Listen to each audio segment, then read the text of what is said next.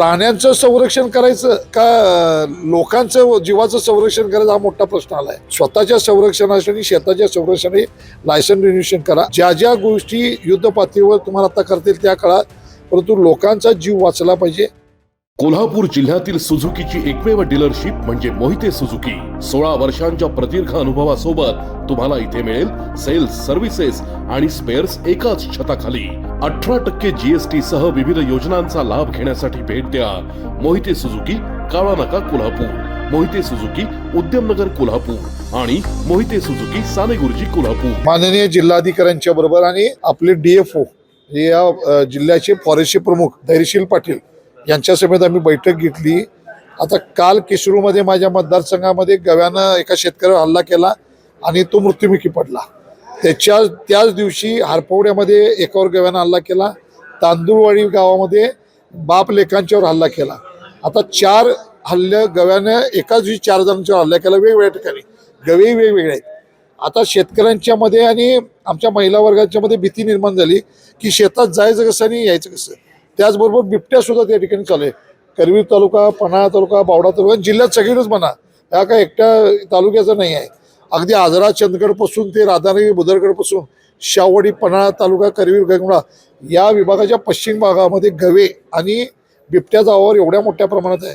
आता बिबट्यानं तर अनेक वेळा शेळ्या नेलेत, कुत्री नेलेत, शाळा मुलांच्या लांब आहेत, गावापासून लांब शाळा आहे। उद्या एखाद्या बिबट्यानं जर शाळकरी मुलाला नेता अडचण आहे। आता शाळेला सुट्ट्या द्यायची वेळ या ठिकाणी आलेली आहे।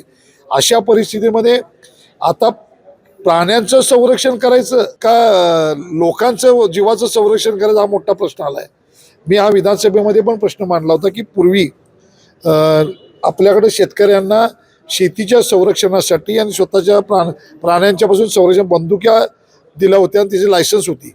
अलीकडच्या काळामध्ये वाढती गुन्हेगारी बघून बंदुकीचे शेती संरक्षणाचे जे बंदूक होत्या त्याची सगळ्या बंदुका त्या डिपॉझिट केल्या गेल्या, त्याची लायसन्सचं नूतनीकरण होत नाही। मी परवा विधानसभेमध्ये हा प्रश्न मांडला की पूर्वी बंदूक असल्यामुळे ज्या त्या ठिकाणी जर बार जरी काढले तर प्राण्याला समजते की बाबा या ठिकाणी बंदूक आहे आणि त्याच्या जीवाला धोका आहे प्राण्याला, तो ओळखतो की बंदुकीतनं माझं प्राण जाईल। फटाकड्याचा आवाज आणि बंदुकीचा आवाज हे त्याला कळतंय। आम्ही त्यांना सांगितलं की तात्काळ बंदुकीची लायसन ही शेती संरक्षणाने रिन्यू करून द्या। ज्याच्यावर गुन्हे आहेत आणि गुन्हेगारी स्वरूप अशाला देऊ नका, परंतु स्वतःच्या संरक्षणासाठी शेताच्या संरक्षणासाठी लायसन रिन्यूएशन करा। आणि तात्काळ आता जी गवे ज्या ज्या ठिकाणी वावर आहे, आता जिथं शेतात बसलेत त्या ठिकाणी ते तात्काळ गवे जंगलामध्ये नेण्यासाठी रेस्क्यू ऑपरेशनची जी तुमची टीम आहे ते अधिक त्याच्यामध्ये लोक घाला। ज्या ज्या गोष्टी युद्ध पातळीवर तुम्हाला आता करतील त्या काळात, परंतु लोकांचा जीव वाचला पाहिजे।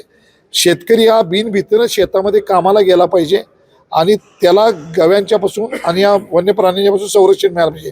याच्यासाठी तातडीच्या उपाययोजना करा, पण अशा पद्धतीचे आम्ही त्यांना सूचना केलेल्या आहेत।